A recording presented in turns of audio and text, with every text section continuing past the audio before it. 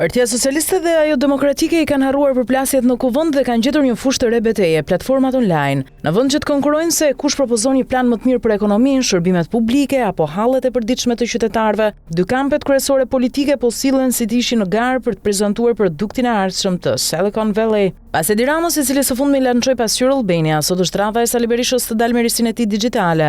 Kreu i Partisë Demokratike do të prezantojë Agora PD, platformën përmes së cilës demokratët thonë se synojnë të jenë më pranë njerëzve. Kështu ndërsa qytetarët mund presin nga politika propozime se si do të marrin shërbime më të mira, si do të përballojnë kostot e jetesës apo si do të funksionojë më mirë administrata, Rama dhe Berisha duket se kanë vendosur të na rikthejnë betejën teknologjike Bill Gates versus Steve Jobs, versioni shqiptar. Demokratët premtojnë se Agora PD do të prodhojë çdo ditë mesazhe të qarta, piketat kryesore të diskutimeve, rekomandime komunikimi dhe materiale zyrtare. Platforma do të shërbejë edhe për koordinimin nga qendra në deg, në mënyrë që të gjithë të komunikojnë në të njëjtën linjë. Rama nga ana tjetër e ka hedhur tashmë në treg politik pasqyrë Albania, një version i modernizuar i platformës së bashkëqeverisjes. Edhe këtu emërtimet nuk mungojnë. Flamingo Mirror do të mbledh sinjalizimet dhe shqetësimet e qytetarëve, ndërsa Radar do t'i gjurmojë ato.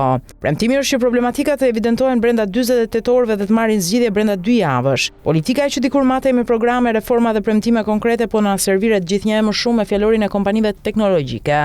Sigurisht, teknologjia mund ta lehtësojë komunikimin dhe mund të ndihmojë edhe në ofrimin e shërbimeve, por asnjë aplikacion nuk është politik publike në vetvete dhe as emri modern i një platforme nuk zëvendëson një plan. Qytetari që përplaset me një administrat që nuk i përgjigjet, nuk ka hall nëse ankesa e tij quhet tiket, sinjalizim, kalon në radar apo reflektohet në pasqyrë. Ai kërkon që problemi të zgjidhet. E njëjta gjë vlen edhe për opozitën. Të jesh më afër njerëzve përmes një platforme tingëllon moderne, por afërsia politike nuk matet me numrin e klikimeve, matet me alternativën që u ofron atyre.